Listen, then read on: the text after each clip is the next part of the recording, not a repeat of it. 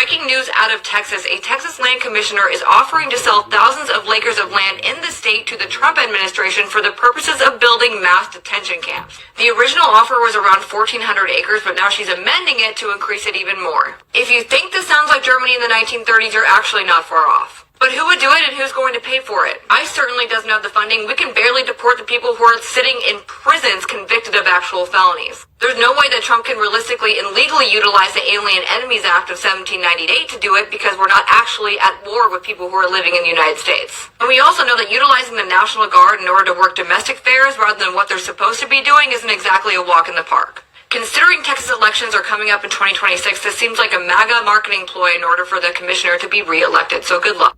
I've seen a lot of people confused about the fact that Native Americans are being picked up by ICE, and they're like, where are they even going to deport them to? Oklahoma? I need you to get like 2 steps ahead.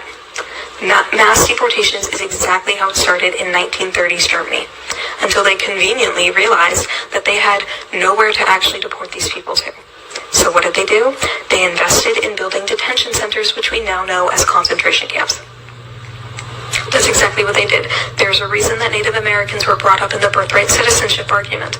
It was not a mistake that Native Americans were picked up. They are planning for it.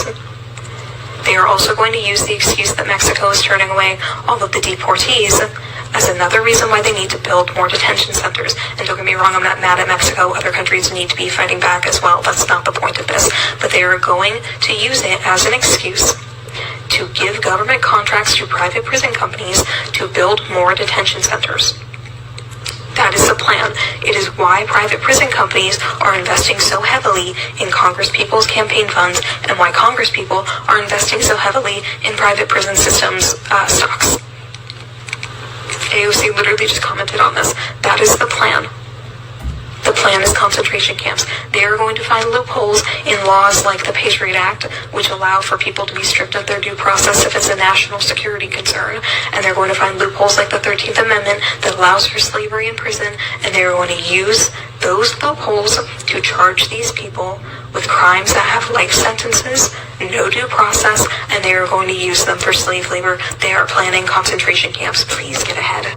Trump admin questions Native Americans' birthright citizenship in court. And I read the article. This is not clickbait. This is very real. As some of you may or may not know, Trump is trying to attack birthright citizenship, specifically targeting immigrant families. And they're trying to get this through by referring back to a Civil Rights Act of 1866, using the quote, all persons born in the United States and not subject to any foreign power, excluding Indians not taxed. Yeah, that's the quote that they picked out. And here from the Trump administration, this quote is basically saying, hey, this law thinks that Native Americans aren't citizens. So children of undocumented people shouldn't be citizens either. That is the quote. That is what this quote is saying. So now they're questioning Native American birthright citizenship while also trying to strip away the 14th Amendment in order to eliminate the illegal migrants, which we all know that will extend to also Native Americans and then most likely African Americans as well. Since Native Americans are loyal to their tribe and they have their own treaties and everything, they would need to denounce their allegiance to their tribe, which is honestly a horrible thing. And this is not to be mean when I say this, and this is more just for history. Native Americans should have stopped white people when they started putting their names on the Native American list. Now, while many people act like they don't know, there were many dark-skinned Native Americans. There were many Native Americans that were reclassified as Negro.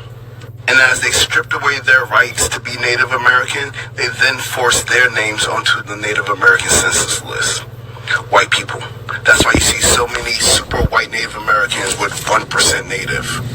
And many of them don't even have Native American blood. They're just lying about it because their family's been on the list the whole time and they have been receiving benefits. And this is why you have to draw a line. And when you see one group of people getting treated bad, you need to stop it at the door, because once they're done with them, they are coming for you.